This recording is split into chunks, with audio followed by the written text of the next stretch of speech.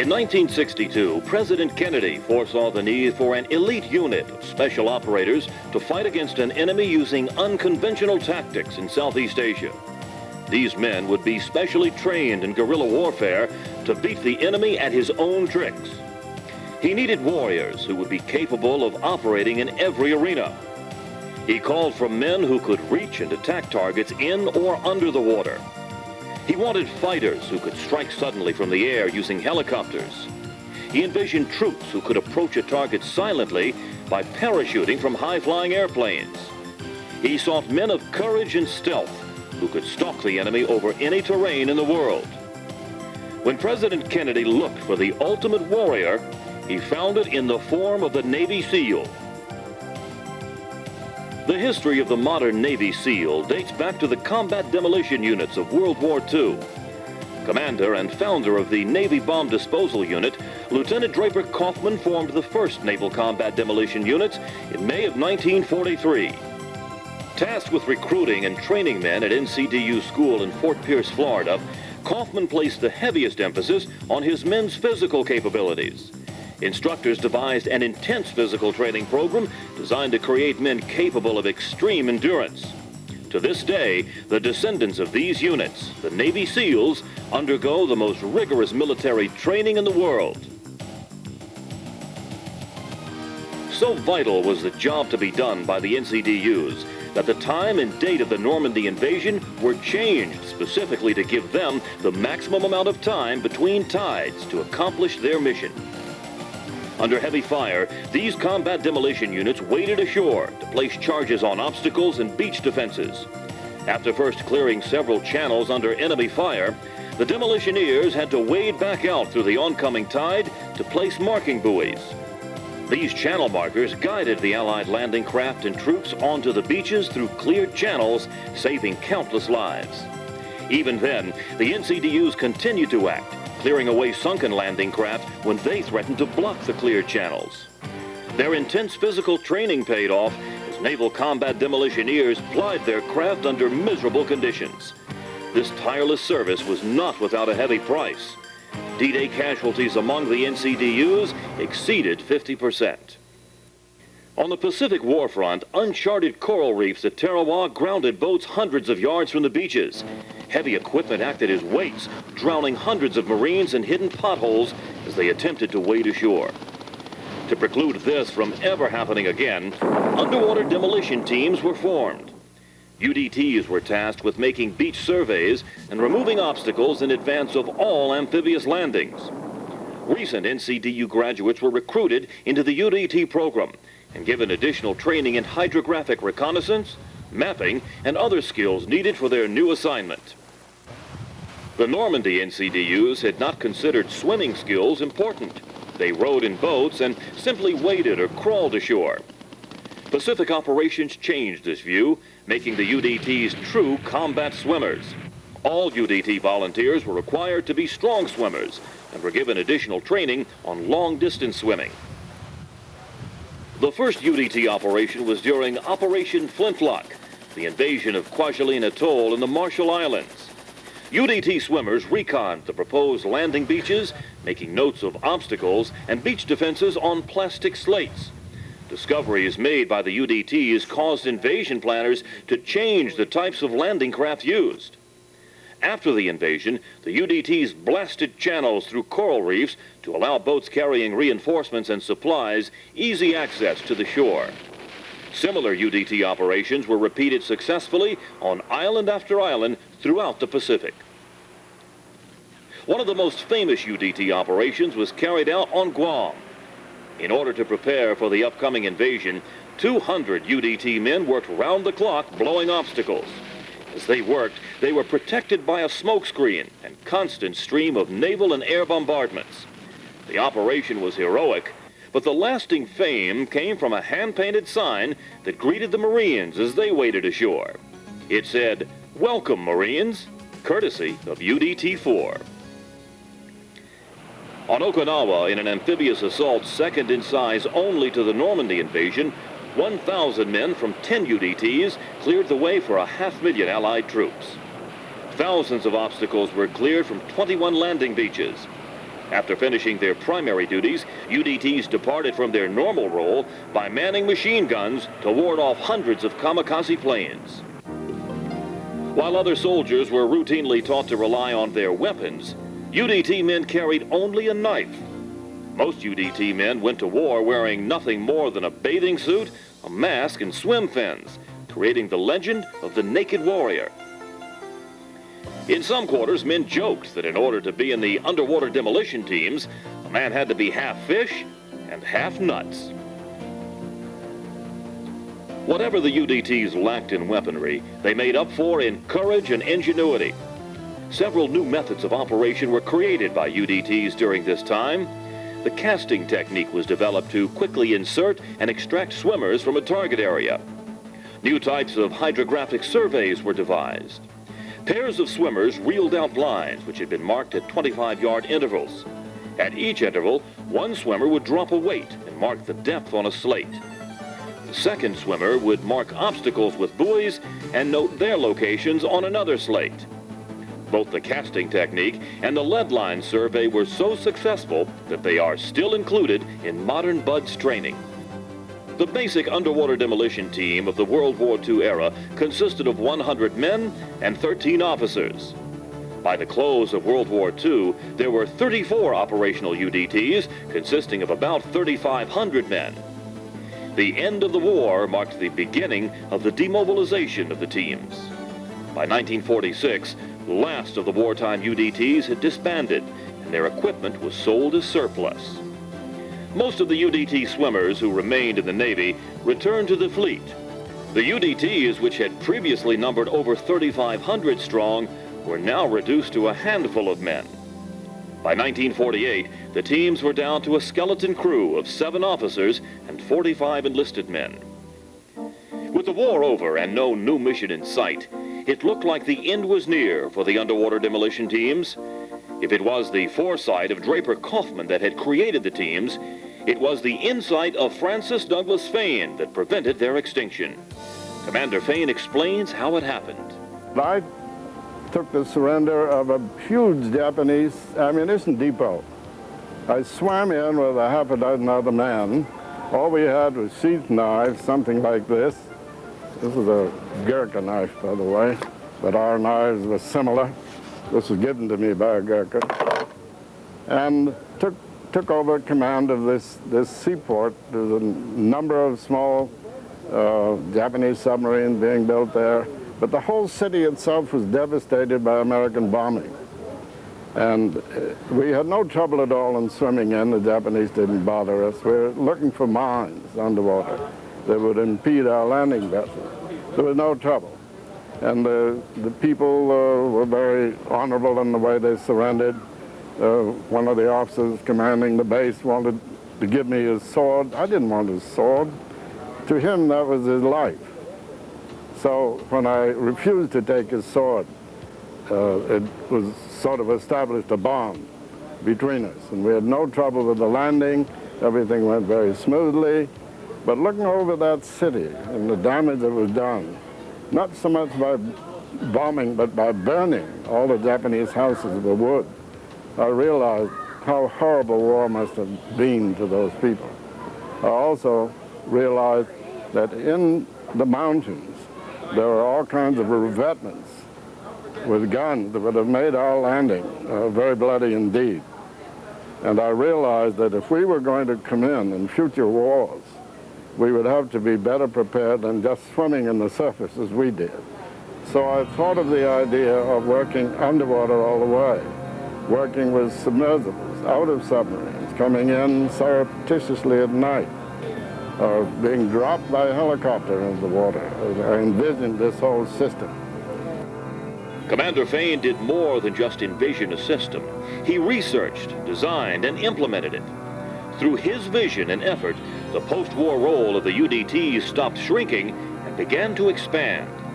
Fane worked with scientists and commandos from around the world to form the Submersible Operations Platoon, which was a forerunner of today's Navy SEALs.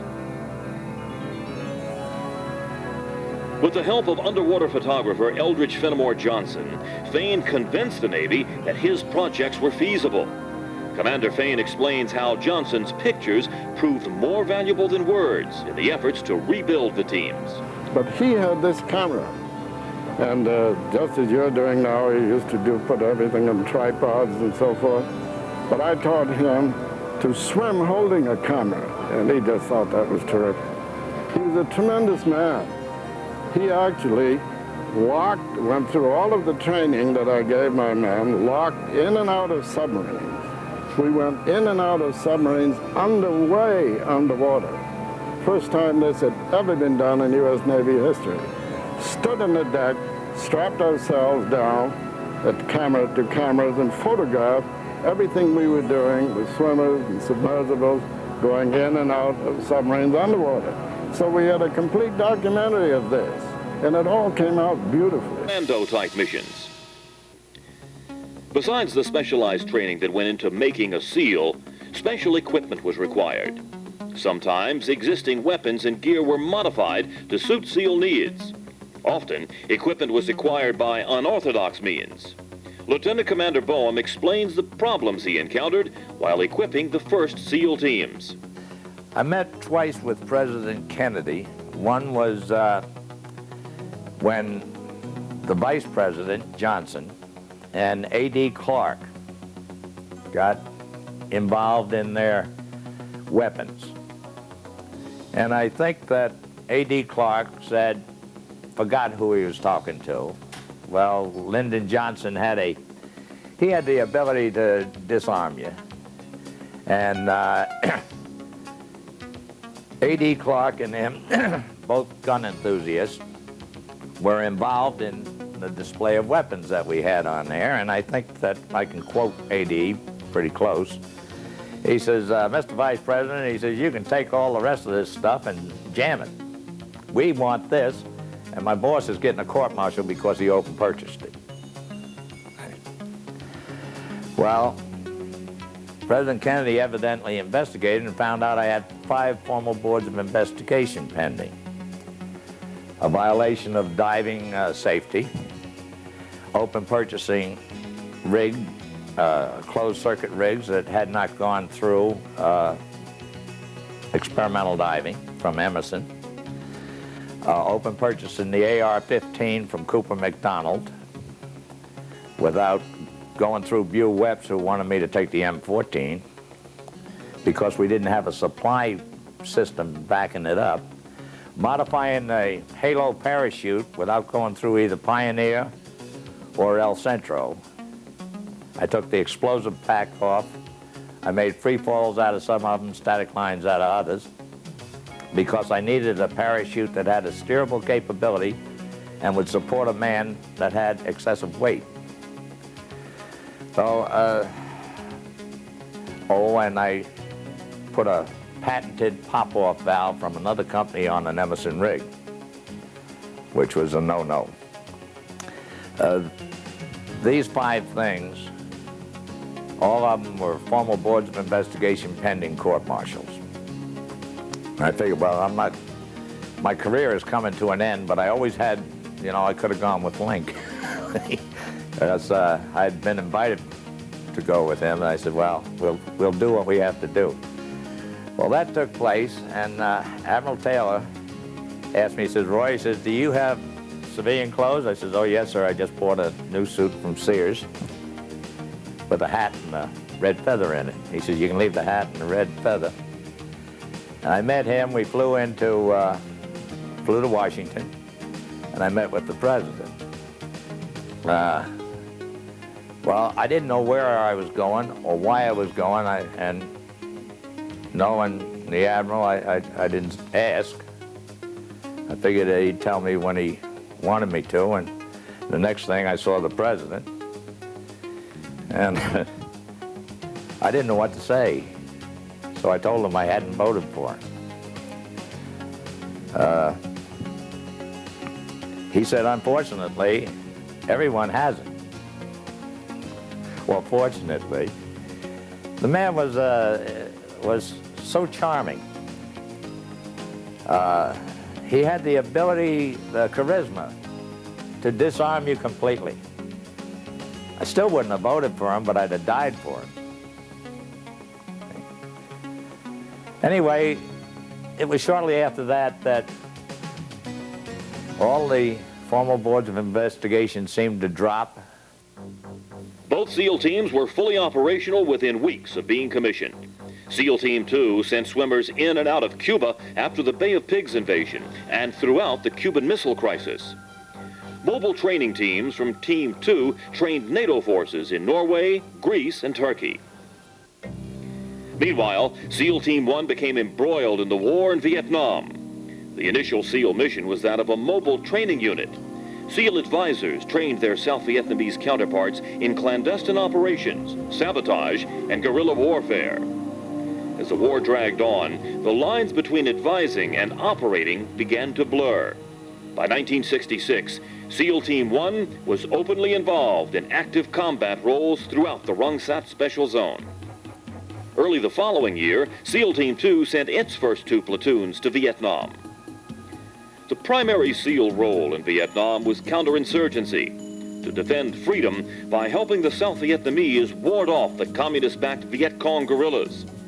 Trained and equipped to conduct unconventional warfare and clandestine operations, SEALs were tasked with maintaining capabilities in demolitions, intelligence, and the infiltration and exfiltration of agents and guerrillas. SEAL platoons concentrated mainly on listening posts and ambush-type operations in remote areas where Viet Cong moved regularly with impunity. SEALs sought out, seized, and destroyed caches of enemy weapons. In the Vietnamese language, Rung Sat means forest of assassins. The SEALs who operated in this dismal mangrove swamp made sure that the area lived up to its name. The ambush became the primary SEAL operation.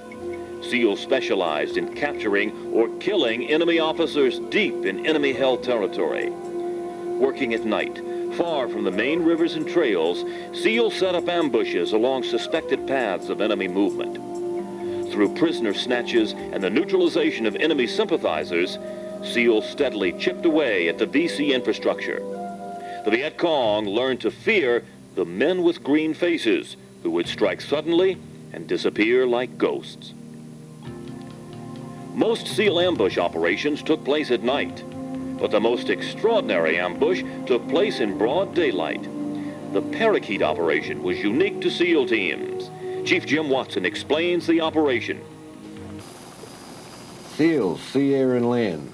Well, it is possible to have an ambush from the air, and I learned this particular operation from 2 of my teammates that utilized it very successfully, and after listening to them and trying it, it did work successfully in Vietnam. You have to take the situation of what it is. Whether something like this would have worked in another country, I have no idea. But over there, it worked. We called it a parakeet operation. Reason being, the Vietnamese were just like the Mexicans. They siested from 11 to 1. We'd hit them high noon. How do you hit them? From the air. Also, the Vietnamese paid no attention whatsoever to one helicopter. They were used to seeing Americans in mass. So if one helicopter was flying, they paid no attention to it. You had your information, your intelligence, or whatever, and you would fly an area in one helicopter. Your agent, informant, whatever you want to call him, you're over this village, you've already checked him out with aerial photos and whatever, and you've got him in the plane with you. You have a tree line or whatever, and you've got anywhere from 4, 5, 6 gunships flying right down on the deck. So these people have no idea that they're there. They're looking at this one helicopter, might be a mail plane or whatever. The people inside the helicopter, your assault force, could be as little as 3 people plus your informant, could be as many as 7, depending on what this man has told you you're going after. If it's high-ranking VC, he's going to have more bodyguards. If it's less, he'll have less. The object and the way a parakeet operation works, you've flown, you are satisfied that you understand what hut, one hut in this village, that your informant is pointing to. You go in the cockpit with the pilot, put your finger pointing at the hut you want. You already told him, once you decide that, he starts down. You're in that cockpit, keeping the finger on so you don't pick the wrong hut. As you're coming down, the guns come up. Now you've got 4 guns, 6 guns, whatever. When I say guns, that's one helicopter, gunship. As soon as he touches down and you tell him to land that chopper, or maybe not even land it, just hover it, when he gets 2-3 feet off the deck, you're getting out. Most of the time, you never waited for him to land. Everybody bails out. You are pre-assigned, depending on what you thought you were going to run into. You might have told one man to cover one side of the hut, one man to cover the other side of the hut, and 2 or 3 you're actually going to bust in. Most of the time, you didn't even have to go in because the people you were after heard the commotion and they come running out the door. And it's a big welcome home by the time you both get to the front door. As soon as you're clear of the helo, you tell him, get out of the area. Just get up. Because you don't want to expose him any more than you have to. You know you've got the guns. You've pre-arranged with the gunships. If they see anything out of line, any activity on the outskirts, the tree line, or whatever, take targets of opportunity and listen to you. If you walk into a hornet's nest, the first thing you want is them guns covering you the best they can. And they'll bring it right in. Within 10, 15 yards of you, they'll come right on the deck for you. I could think they enjoyed it. They liked the excitement of the whole operation. It's different than anything that's ever been done. To my knowledge, SEALs are the only ones that ever did it. And then all the platoons didn't. Some guys didn't like the theory of it, of going down there with just 2 or 3 people and exposing their butt. There was a few of us thought it was worth the gamble, and we were all here. I don't know of any man ever being lost on a parakeet operation. It's an example of using the word ambush and what an ambush can do for you. It's only the extent of your imagination. Whatever you can think of, and it works, you can't argue with it. And SEALs have done that quite successfully.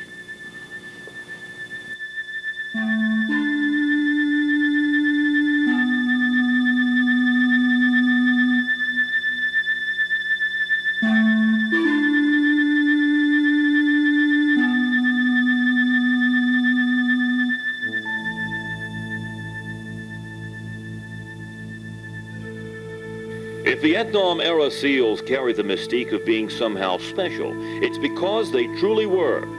In a world dominated by push-button warfare, SEALs in Vietnam remained hands-on specialists. They were trained assassins with an eye for arteries. They possessed a talent for choking off screams. SEALs knew how to support the body so that it didn't thunk as it hit the ground. They heard the gasp. They felt the shudders.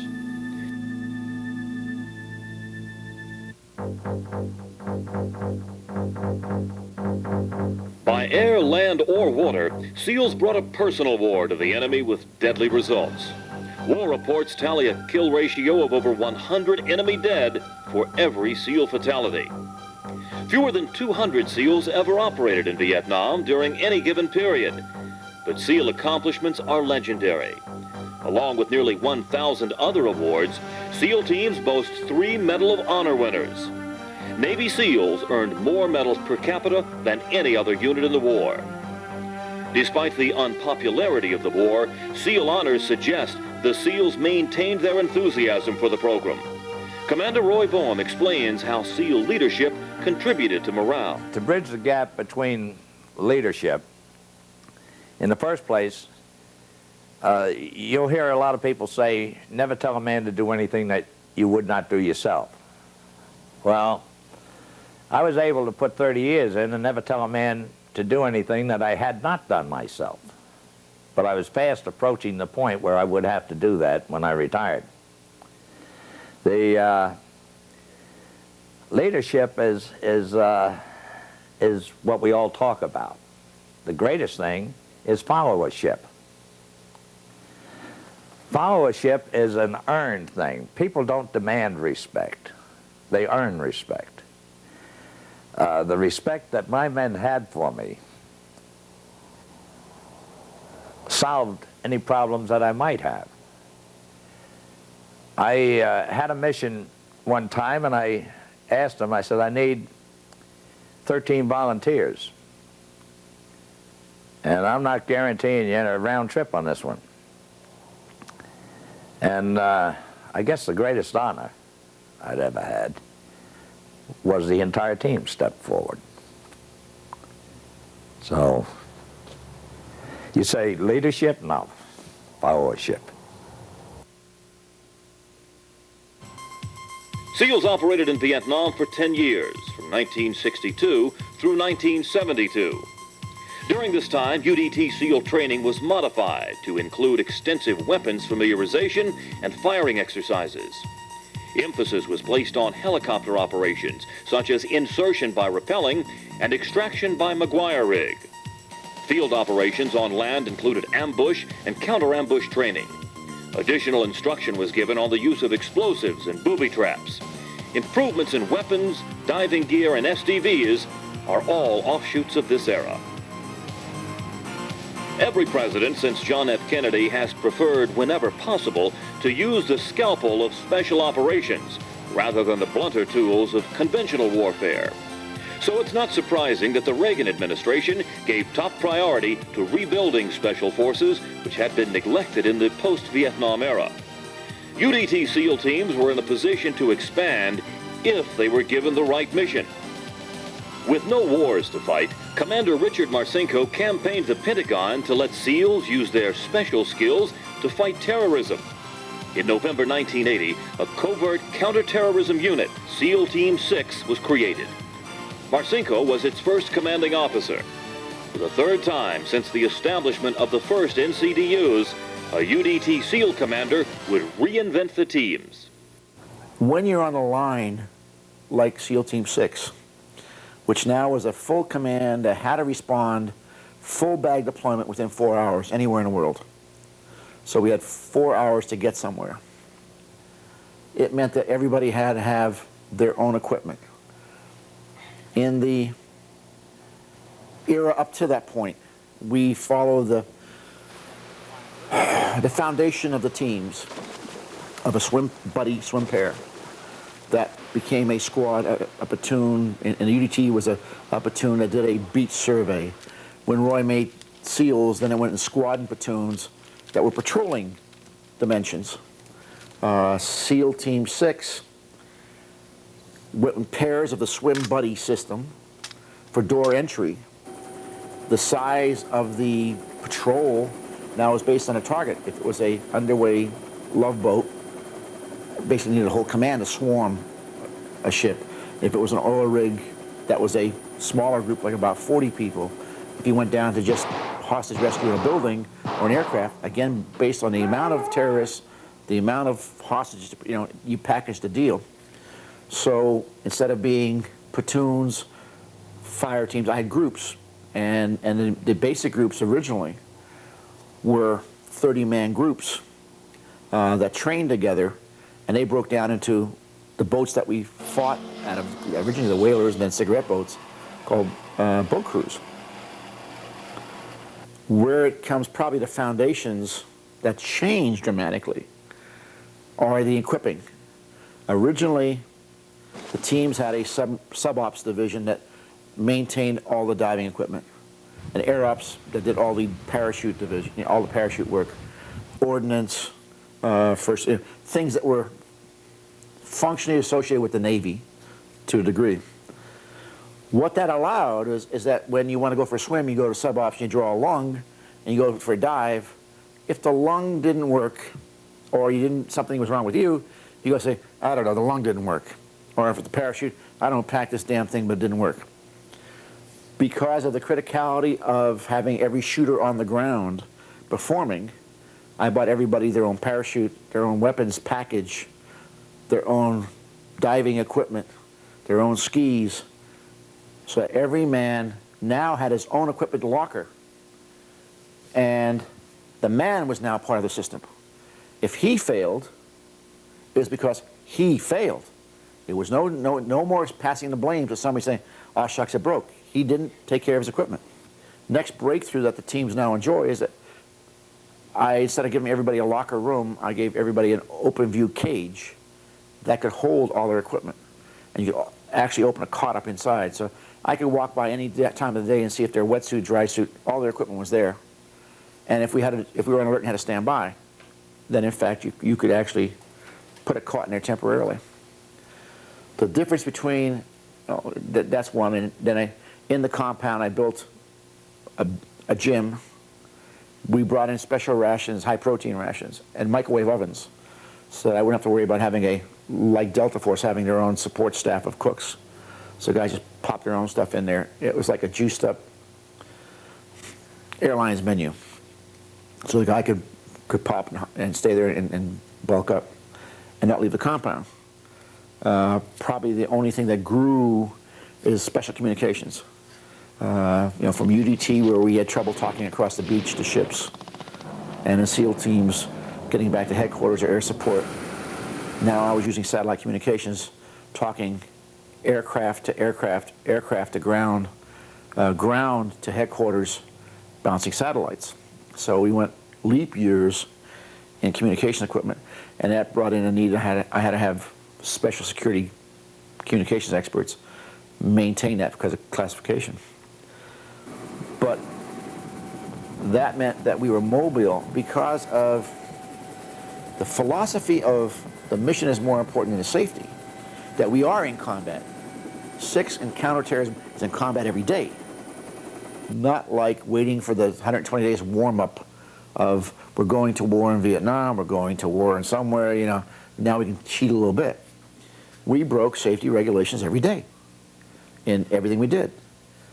And our dives on O2 rebreathers on the Draeger R5, we were going too deep, too hard, too fast. And I was told to change the diving logs because we were breaking the rules. And I refused to. And I forced the Navy labs to go through and say, Jesus, maybe we ought to change the tables. But that caused more bureaucratic ripples in terms of what can the man endure, and that's what we worked hard on. The man now was the attack weapon, and the system was there to provide, vice versa. The criteria hiring people for 6 broke a lot of rules in that my first priority was combat. Had a bullet gone past their head with their name on it, and I bought those guys first. The next thing I bought was trade skills, kids that had worked somewhere as in union labor, so that in a terrorist event, they were either an electrician or a bricklayer or somebody. I could send them in and they could fake maintenance and would actually learn what's going on in there, what kind of weapons did they have, how many of the bad guys were there, and what's going on. And the following was linguistical skills, which started off on a Roy Blom and SEAL Team 2, Team 1 era, high priority, but then went downhill. Went downhill in terms of there were other things to do. There's a Vietnam War. You lost a troop for 3, 6, 8 months, and there was no program to maintain proficiency in the language. So I got people that had language skills so that they could listen and tell me what the hell's going on in life, because I couldn't tell. The one bubble that probably broke everybody's back was that I had my own pilots. And my own pilots were enlisted men, which the Navy still says is verboten. An enlisted man can't be smart enough to fly an airplane. It defies their policy. Well, I always felt that one, a SEAL is smart. 2, I wanted a shooter so that when you're landing the aircraft to come into an airport scenario, that they would park the plane to a tactical advantage and that they would pick up their gun and go to work. Probably the next break or change of policy that was a shock to whatever was going on in life at the time, other than modified grooming standards, civilian clothes. I had problems personally with families that my own personal family couldn't say I was a CO. I had modified grooming standards with civilian clothes, SATCOM car out in the backyard, beeper went every place we went. We walked around beepers on our hip. and we all looked like an NFL football team. That caused a little problem in places like Little Creek, Virginia, where we were basically out of, where there's a big SEAL community, and now you're the specialists. And petty jealousies come up because of, why you get all the good toys, why do you get all the good trips, why can't you talk about it, how come you get your weapons. It was just a shockwave. In terms of the Department of Defense, having a training allowance of bullets that was more than the whole Marine Corps per year shook the tree. I've been accused of having a blank check. I had to justify everything. It was more money than either group had, and I was only one command, but I staffed it, I said I need, and I earned it. My initial argument was, you plan to lose 24 F-16s every year off the flight deck. For 3 F-16s, I will give you this. The Navy was required to provide that capability, and for 3 planned crashes, I was going to give them a capability. The other teams, instead of fighting me, saying that that was wrong, should have said, if Dick Marcinko needs that, so do we. We don't have a 4-hour recall, but we may have a 4-week recall, and I'd be ready to go and do transition on the gear. Well, today, X years later, much of the equipment that I originally got for 6, now every team has. The fast ropes, the special boats, the communications equipment. Maybe it's all come around, finally. But why do we have to wait 10 years to do that?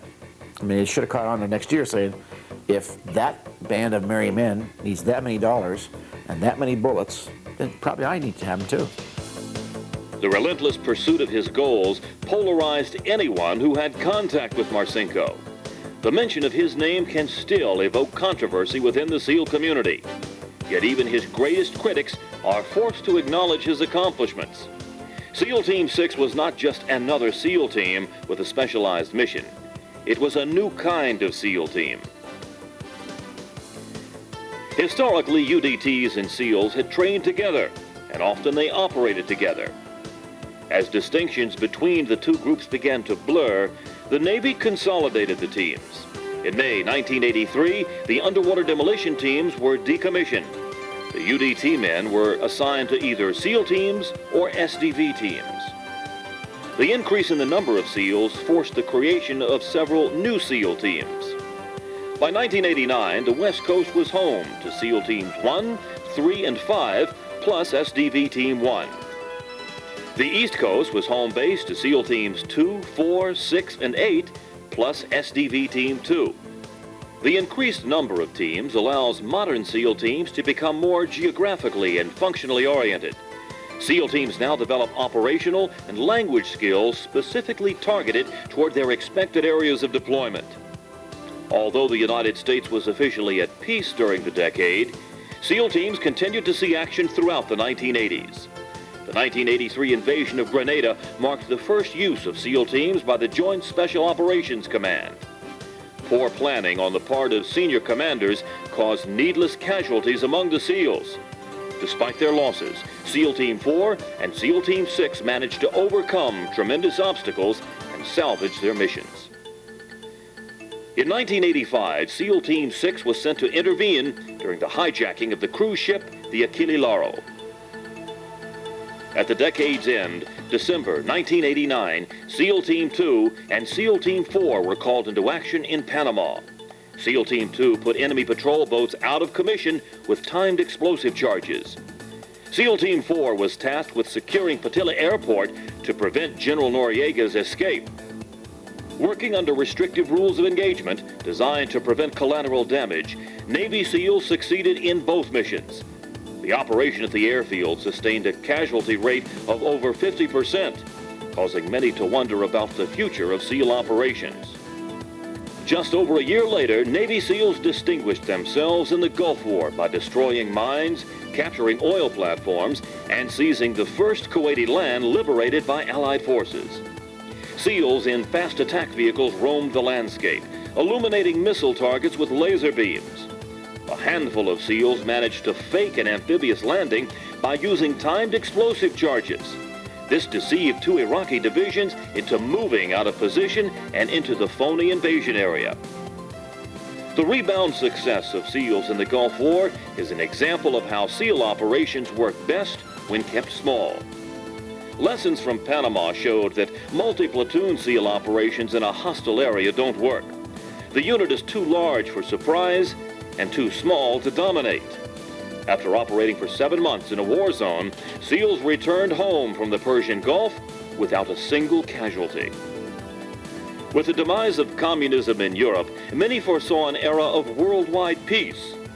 As nations work toward that goal, Americans continue to call on Navy SEALs.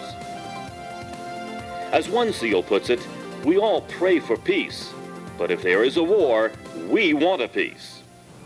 What jazzes me the most would be one shot, one kill at 1,000 yards head.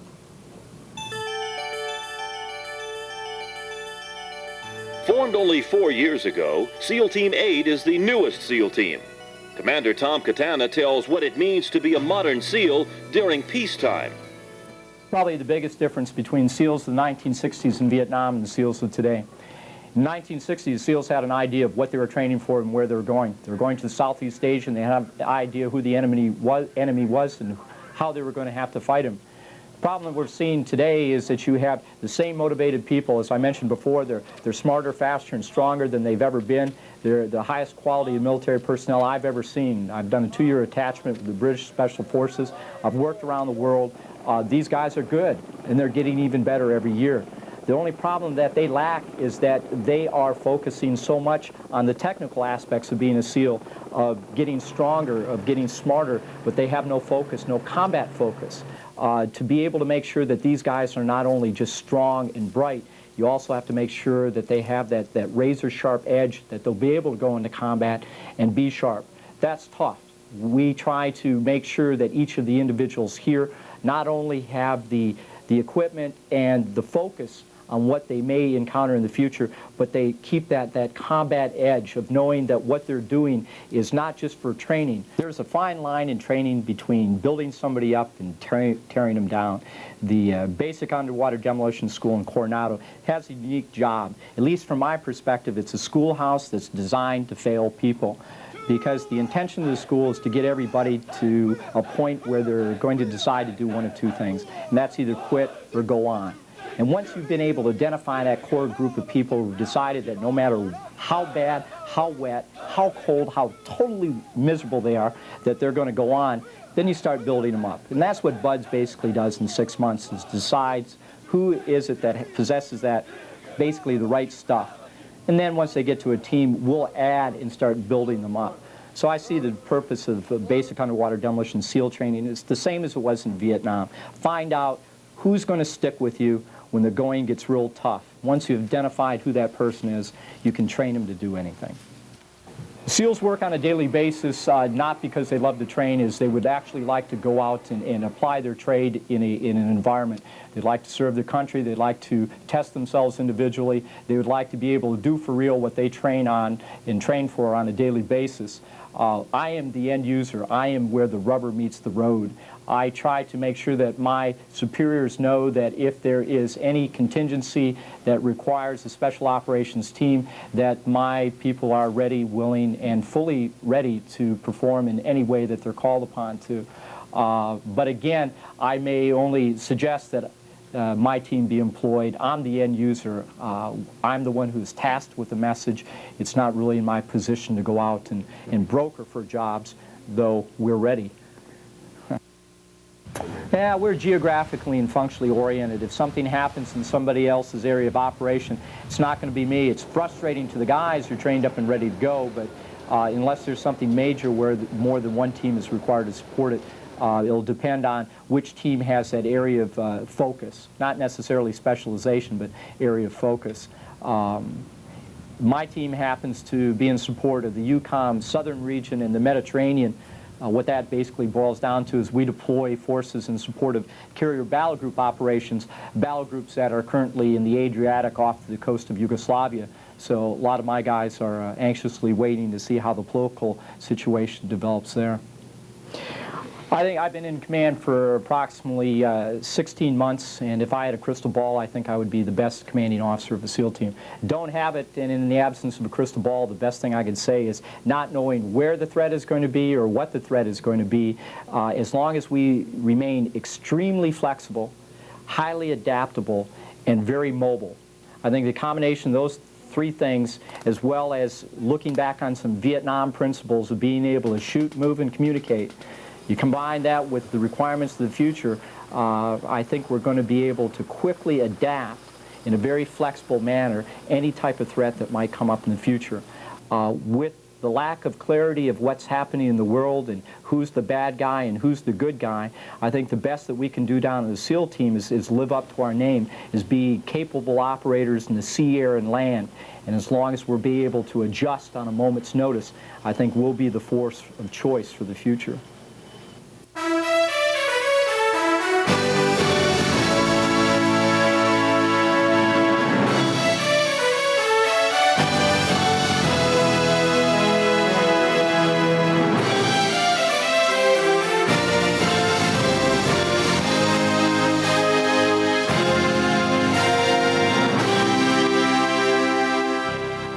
All Navy SEALs share a proud history with roots that stretch back 50 years. Through war and peace times, the teams have constantly redefined themselves in order to survive. In a world of change, SEALs have proven themselves to be an adaptable species. If the past is an indicator, the survival of the teams will rely on SEAL leaders who can embrace and implement change. Men of vision and courage who dare to do what is right instead of doing what is expedient. My most important thing is to get the mission done and be a complete professional.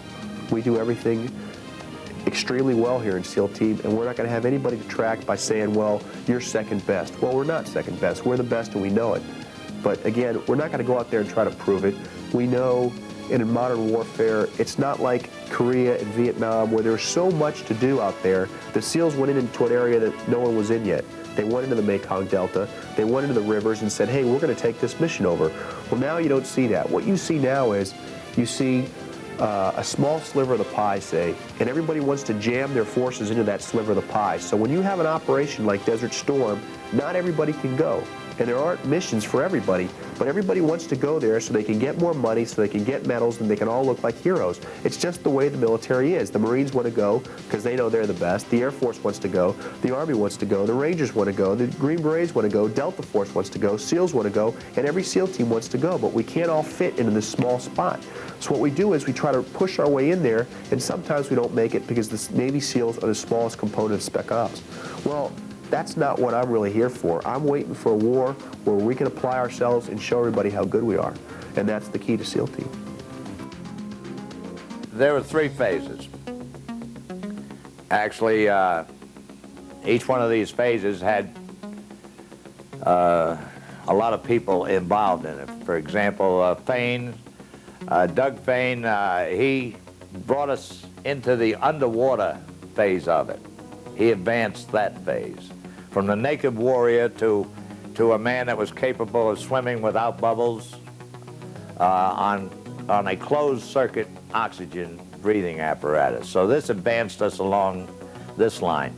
But for every step forward that we were taken 2 backwards in some of the situations, because we would have the concept that Doug developed, and then we would lose the monetary support for that program. So Doug really got us into the underwater phase of this. And I came along and I said, okay, I'll get us into the unconventional end of this thing, where we're not restricted by the existing rules of engagement that the amphibious force had for the underwater demolition teams at that time. So I started us in that direction. This lasted through Vietnam.